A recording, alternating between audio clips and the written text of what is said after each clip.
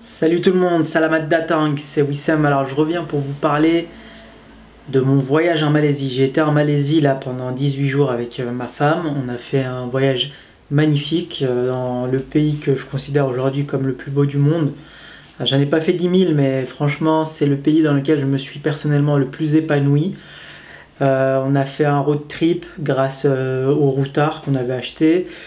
Et on a été complètement satisfait de notre voyage. Alors dans cette vidéo, je voulais revenir sur le voyage et aussi vous parler des différents pièges que vous pouvez éviter pour faire un voyage totalement réussi.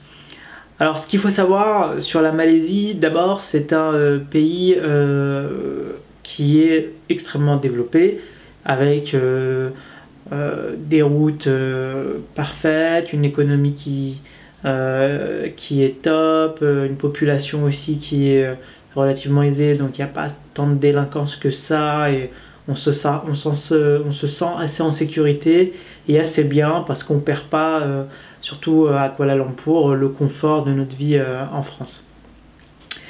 Alors, pour commencer à parler des pièges à éviter en Malaisie, le premier, c'est au moment d'acheter vos billets.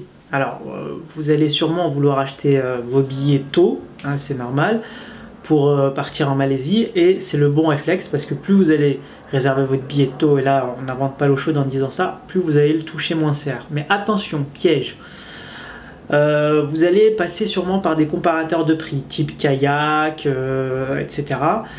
Vous allez rentrer votre voyage, puis vous allez avoir cette série de vols qui va s'afficher, mais proposées par différentes agences de voyage. Méfiez-vous de certaines agences, et moi j'avais failli en faire les frais. Méfiez-vous de certaines agences qui ne sont pas des agences sérieuses, surtout quand vous prenez vos billets 5-6 mois à l'avance. Moi je les avais pris 5 mois à l'avance pour les toucher le moins cher possible. Il y avait moins cher que ce que j'ai pris. Moi j'ai pris mes billets chez Go Voyage parce que je les avais touchés à un certain prix qui était très intéressant, et en plus de ça je connais Go Voyage, j'ai déjà voyagé avec Go Voyage, mais il y avait d'autres agences qui avaient une très mauvaise réputation sur les forums, notamment quand j'allais dessus c'était moins cher, mais quand j'allais sur les forums en tapant cette agence là, j'avais voilà, des messages qui disaient par exemple ils ont annulé le vol 2 semaines avant, on ne sait pas pourquoi, nos dates ont été changées, ce genre de choses. Alors faites attention, c'est pas parce que c'est le moins cher qu'il faut foncer. Vérifiez bien les avis sur internet des agents chez lesquels vous prenez vos voyages, vos billets. Donc ensuite on part, c'est le moment clé de partir. Choisissez plutôt juin ou plutôt septembre si vous n'êtes pas tenu par la famille, les enfants, etc. C'est le meilleur moment pour partir parce que c'est là où les billets sont les moins chers et surtout les hôtels sont les moins chers. Donc pendant ces 5 mois, ce qu'on a fait avec ma femme, c'est qu'on a préparé le voyage. On a décidé de faire un road trip dans lequel on a fait toute la côte est de la Malaisie, donc Taman Negara, île Perhentian, Cherating, Tioman. C'est toute la côte est. Ce qu'il faut savoir en Malaisie, c'est que vous avez deux côtes. La côte ouest qui est très bien aménagée avec la célèbre île de Langkawi, qui est bien aménagée avec des parcs animaliers à l'intérieur, etc., qui est parfait pour les familles.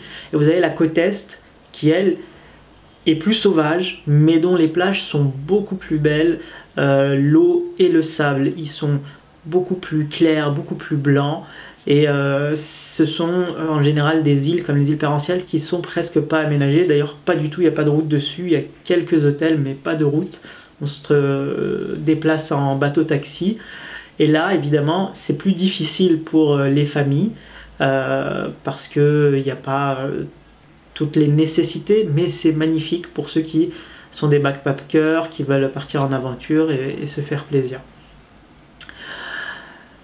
Donc on a dit le premier piège. Le second piège à éviter, bon, bien sûr, réservez vos hôtels en avance, passez par Booking, vérifiez encore les avis, ne prenez pas un hôtel au hasard, vous risquez d'être déçu.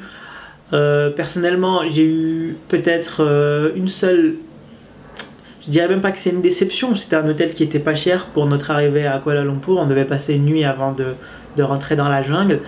mais il n'était pas terrible. C'était le Tea Hotel. C'était pas spécialement ni un bel hôtel, ni voilà, c'était pas très beau, mais voilà. Pour le reste, on n'a pas eu de déception. Mais regardez toujours bien les avis sur internet avant de prendre quoi que ce soit. Ensuite, quand vous allez arriver sur place, première chose que vous allez vouloir faire, c'est changer de l'argent. Ne changez surtout pas votre argent à l'aéroport. D'accord?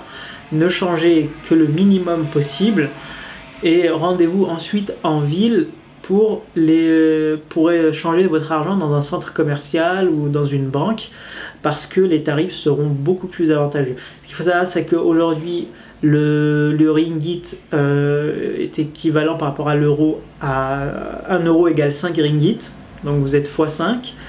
C'est très bien parce que le ringgit était plus fort, malheureusement il y a une crise en ce moment politique, puis il y a une dévaluation de la monnaie, mais pour vous, vous allez être avantagé, malheureusement au détriment de l'économie locale, mais voilà, c'est positif en tant que voyageur d'avoir plus d'argent, c'est tout à fait normal. Partez donc dans des centres commerciaux, échangez là-bas, pas à l'aéroport, parce qu'à l'aéroport vous allez toucher que 4,2 ringgit, d'accord, alors que vous allez être à 5,02 ailleurs. Ensuite, pour vous déplacer de l'aéroport à Kuala Lumpur Center, le moins cher, c'est de prendre le bus. C'est 1 heure de bus, mais il me semble que c'est 10 ringgit, c'est l'équivalent de 2 euros. Vous pouvez sinon prendre le Kuala Express, c'est leur nouveau train super rapide, mais qui coûte quand même cher. Je crois que c'était 50 ringgit par personne, ce qui est équivalent quand même à 10 euros plutôt que 2 euros pour le bus. Mais vous faites ça en 25 minutes plutôt qu'en 1 heure. Sinon, vous avez le taxi qui est là encore un peu plus cher, qui sera aux alentours de 80 ringgit pour vous rendre à Kuala Lumpur Centre. Bien, une fois que vous êtes à Kuala Lumpur, vous allez mener votre vie. Bien sûr, profitez là-bas des visites du patrimoine, des musées, très beau musée islamique de Kuala Lumpur que je recommande. Vous allez aussi être choqué par les centres commerciaux. Si vous y allez en septembre comme nous on a fait, bénéficiez des soldes. Là-bas, c'est les soldes début septembre. Vous allez pouvoir trouver beaucoup de vêtements de marque qui sont très bien soldés et que vous allez toucher beaucoup moins cher qu'en France. Donc prévoyez peut-être un petit budget pour faire les soldes. Nous on ne l'avait pas prévu, mais on en a profité quand même pour acheter 1 ou 2 pièces sympathiques, parce que voilà, c'est vraiment des centres commerciaux immenses et ce serait vraiment dommage de passer à côté. Vous allez ensuite vous déplacer dans le pays. Le mieux, c'est de prendre l'avion, les vols internes via Malaysia Airlines ou bien AirAsia. Ce sont des vols que vous pouvez toucher à 20 euros par billet. Maintenant, vous pouvez voyager en car. Le car, c'est beaucoup moins cher. Vous allez toucher, vous allez pouvoir vous déplacer pour 10 euros, parfois moins, sur de longues distances. Surtout pour aller à Taman Negara comme on a fait, il me semble qu'il n'y a que les cars qui y vont. Donc si vous allez à Taman Negara comme beaucoup de gens font, ils décident d'aller d'abord dans le cœur de la Malaisie, dans la jungle, l'une des plus anciennes jungles du monde, vous allez passer par 2 agences, soit SDN Travel, soit Ant Travel.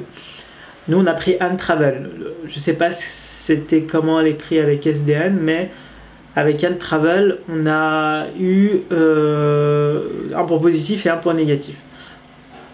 Le premier point positif, c'est que c'est une agence professionnelle et qu'on n'a eu aucun problème dans le transport.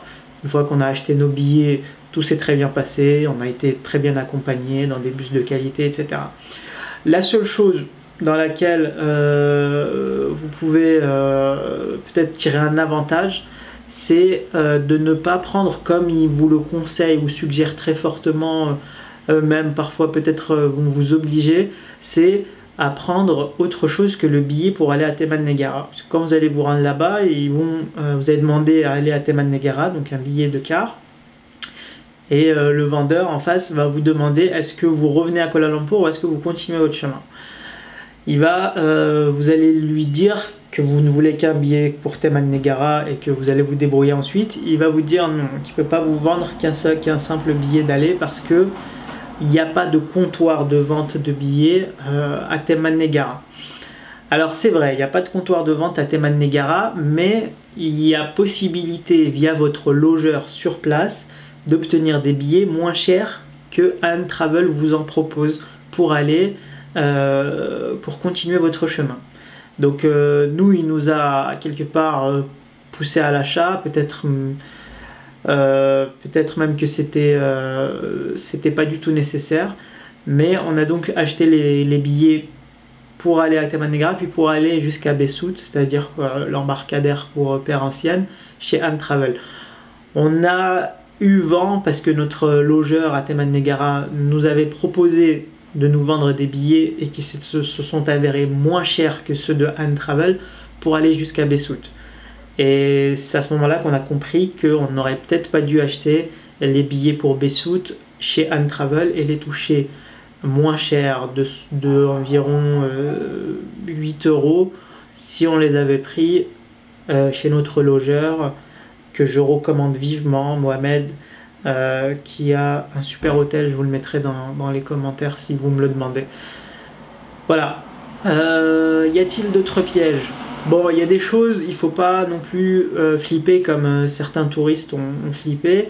Quand vous entrez sur Perhentienne, en passant l'embarcadère, vous avez une espèce de douane. Vous devez payer 30 ringgit par personne. C'est une écotaxe, une taxe de préservation de la nature et de l'écosystème de Perhentienne. Ne flippez pas, ne faites pas comme deux touristes belges qui étaient devant nous et qui faisaient un scandale pour refuser de payer ça parce qu'ils pensaient avoir acheté des billets pour Perhentienne. Ils ne comprenaient pas pourquoi le douanier exigeait ces 30 ringgit pour la préservation, c'est l'écotaxe. Donc je m'étais renseigné avant, donc il y a effectivement une écotaxe et elle est prévue. Donc ne flippez pas pour ça. Ne flippez pas non plus quand les hôtels vont vous demander au moment du check-out, au moment de rendre vos clés, de payer les 10 ringgit par nuit, qui sont aussi une écotaxe mise en place par le gouvernement. La première fois qu'un hôtel me l'a demandé, j'ai été assez réticent à la donner. Je ne comprenais pas exactement, je demandais des explications, mais en fait tous les hôtels vont vous la demander et elle est normale, donc c'est pas non plus du racket. Faites, voilà, ne vous en faites pas. Ensuite, vous avez beaucoup d'activités qui seront proposées sur les plages, le snorkeling et la plongée. En général, c'est plus ou moins le même prix selon les hôtels, mais vous pouvez vous balader d'un hôtel à l'autre. Vous n'êtes pas obligé de faire les activités avec le staff de votre hôtel. Vous pouvez totalement aller vous inscrire ailleurs. Donc si vous voulez vous balader d'abord avant de payer pour une activité et comparer les prix, n'hésitez pas. Surtout pour ceux qui font de la plongée sous-marine. Bon, vous êtes déshabitués sûrement de tout ça, mais effectivement, d'un hôtel à l'autre, la plongée sous-marine, notamment avec bouteille, peut avoir des écarts de prix sur les plongées. Voilà, pour moi c'est tout ce que j'avais à dire sur les conseils que j'ai à vous donner pour éviter les pièges en Malaisie.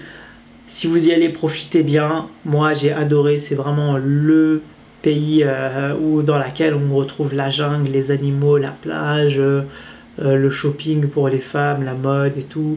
La nourriture est excellente. Vous allez kiffer le fried rice. Et voilà. Bon, je vous dis à la prochaine fois pour une prochaine vidéo.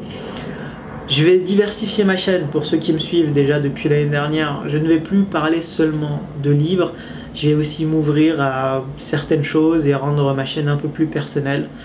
Parce que je ne fais plus partie depuis cette année de l'équipe de Beurre FM. Donc je ne serai plus chroniqueur sur les ondes.